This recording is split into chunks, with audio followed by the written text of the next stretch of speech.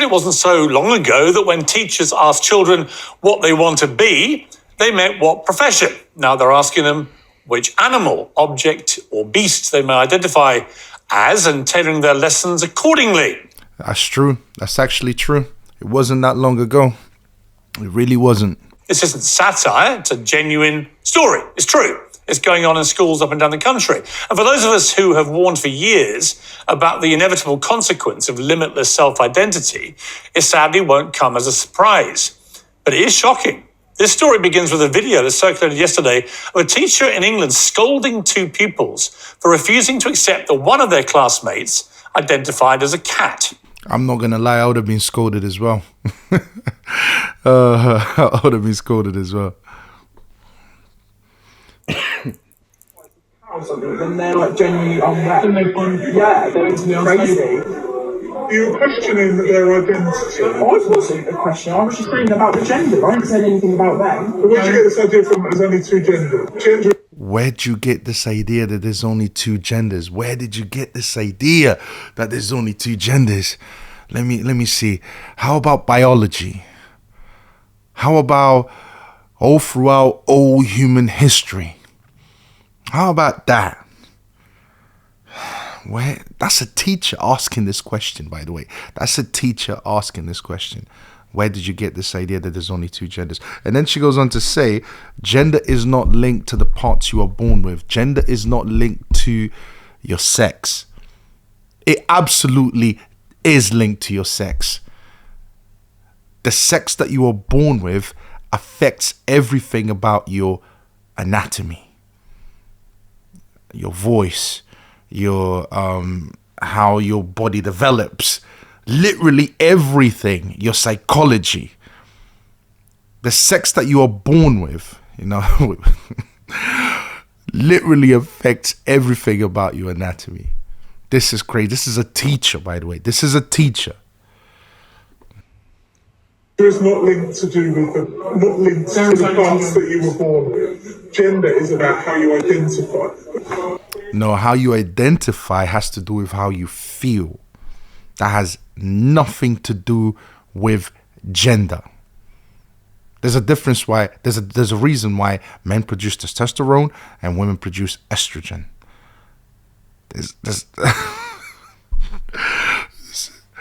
is biology. This is biology.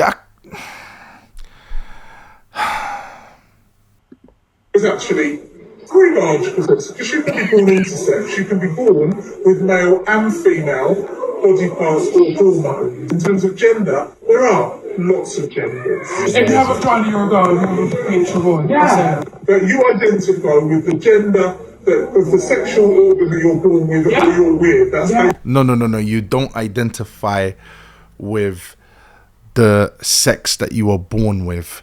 You are the sex that you are born with.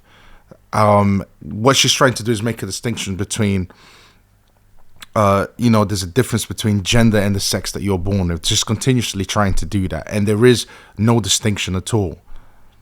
Your gender is the sex that you were born with. But she's trying to make that distinction.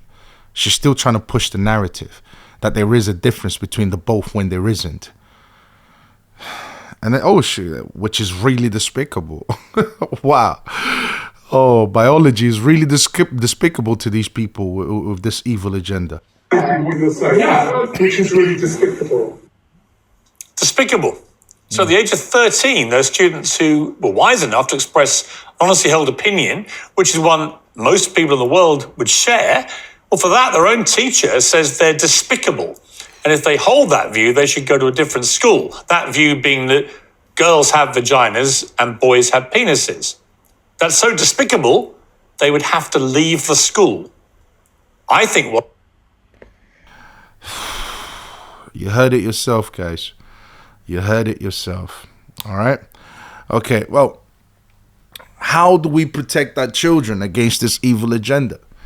That's the question I'm going to be answering today. That's the reason for this reaction.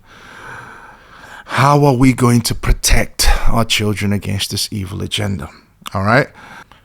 Have you ever asked yourself why they teach gender identity in schools? Have you ever asked yourself why they tell boys that they can be girls and girls that they can be boys in schools? Have you asked yourself why they legalized gay marriages? Why they allowed or legalized the murder of unborn children in the womb? Have you ever asked yourself those questions? Why are they teaching children as young as 9 how to masturbate? And as young as 12, anal sex? Have you ever asked yourself why they're doing that? Why schools are teaching kids that? Well, there's a simple answer to that question. And the answer is, the reason why they're doing that is because of certain ideologies, certain philosophies. I call these ideologies, these philosophies, religions. That's personally what I call them. They like to call them philosophies, but in my opinion, it's not really a philosophy. It's more like a religion. I'm going to give you the names of some of these religions. Have you ever heard of secular humanism? Have you ever heard of feminism? Have you ever heard of liberalism? Have you ever heard of wokeism? Have you ever heard of BLM? What do they all have in common? I'll tell you what they all have in common. They all believe in the same things. All of them. They all believe in the same thing. They're all pro-abortion. They all believe that gender is a social construct. They all believe in the sexualization of children, which is why you're seeing what you're seeing in schools. They all believe in the same thing. And guess what? These things are being taught in schools. Do you know what schools are these days?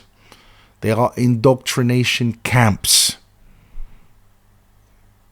It's all about the next generation, guys. It's not about our generation. Our generation is going to die out. All right? But these are the philosophies. These are the religions that are indoctrinate, that schools are using to indoctrinate our children with. All right? The question is how do we defend our children against this evil ideology? I'm only speaking to those that disagree with this ideology. I'm only speaking to people that care about their children, care about continuing their lineage, care about traditional values. I'm only talking to those people.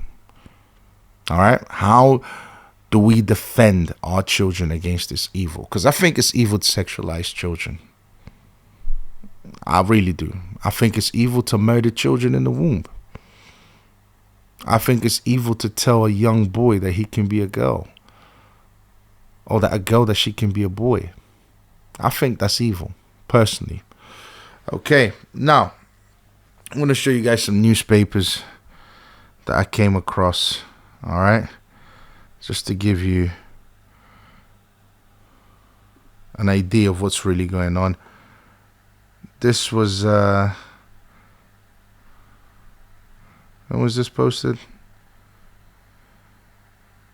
March 9th, 2023. UK schools giving 10-year-old lessons on oral sex, safely choking partner, masturbation, 72 genders.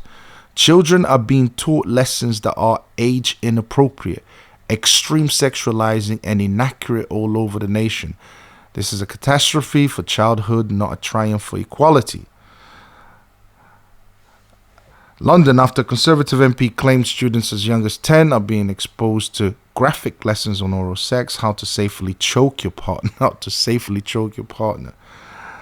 What would you teach a child that? Masturbation in 72 genders. The government has decided to review how sex education is being taught in UK schools. Nothing has changed, by the way. All right, let's go into the next one, a more recent one. All right. Okay, this was published on the 19th of June 2023, 2:48 a.m. UK schools teaching 12-year-olds anal sex, 9-year-olds masturbation. School institutions in the United Kingdom have set specific lessons aimed at teaching students under the age of 15 about anal sex and orgasms, as well as assigning masturbation as homework, Mail Online reports. According to the investigation conducted by the UK-based media outlet, many teachers are indoctrinating children with claims about biological sex, presenting gender as fluid, and advancing the narrative that people can be born in the wrong body. Depending on how you feel, right? It comes as the NHS is facing mass legal action from 1,000 families who claim their children were rushed into taking life-changing puberty blockers by the Tavistock Centre. Puberty blockers. Oh, Mail Online said there's so much to cover. But yeah, this is just to give you guys a gist of what's going on. All right, let's get into what can we do to prevent... to defend our children. What can we do to defend our children? So first, let's ask this question: how prevalent are these religions in your children's lives? How prevalent are these philosophies, these ideologies in your children's life? Well, look around you. Honestly, it's everywhere. You can't escape it. It's in your legal system. It's in schools. It's on TV, movies, Netflix, cartoons. It's everywhere. This is being promoted everywhere. This is not an isolated issue. This is not something that's going on down there. This is being pushed everywhere. We talk about schools being indoctrination camps. Movies are also a form of indoctrination camp. Literally, this is what's going on. So it's everywhere. So you can't actually escape it. Now, how do we defend our children? I wrote a couple of notes here, a couple of ideas. The first thing you do to protect your children is you arm your children with the knowledge they need to combat these views. It's important for us to not just be angry at what's going on. It's important for us to say, you know what, I am angry, but let me calm down. Let me learn everything there is to learn about what they are teaching. Let me learn what the truth is, and let me arm my children with this type of knowledge. Unfortunately, guys, we can't let our children be innocent for too long, because otherwise the system will get them before we can do anything before we can help them fight the system. So we have to start early when it comes to indoctrinating our children. We have to start indoctrinating our children with the truth so that they can combat the system. All right. So it's important for us to be knowledgeable about what they are teaching and what the truth is so that we can combat it properly. All right. We want our children to be able to say, no, that's wrong. Here's the truth. This is what we want our children to be able to do. They should be able to be so knowledgeable that no one can beat them in a debate. No one can beat them in an argument. You want your child to walk around with that level of confidence, because they are going to try to convert them. It's bad enough they're trying to indoctrinate them. They're going to try to convert them. All right. You form a community of like-minded people to strengthen and support each other. There's no point doing it all alone. All right. It's important. We live in an era of social media. Might as well use it. Let's form a community. All right. So we can support each other. So we can be there for each other. You know, a community is much more stronger than an individual. It's important for us to come together, us of like-minded views and goals, to come together and support each other, especially when we have so much access to this level of technology. Might as well put this technology to use. All right. We have to become activists, evangelists for our beliefs. it's not just about us protecting each other that are on the know or know the truth. It's important to also convert other people that have been indoctrinated by it, trying to get them to convert them to come back again. Yeah? That's the purpose. We want to help everyone. We don't want to exclude everyone, but we want to help everyone. And we help them by telling them the truth and convert them back to normality again, back to reality again. That's the key. But yeah, guys, I hope you enjoyed that reaction. Don't forget to like, subscribe, and comment. And I'll see you next reaction. Peace.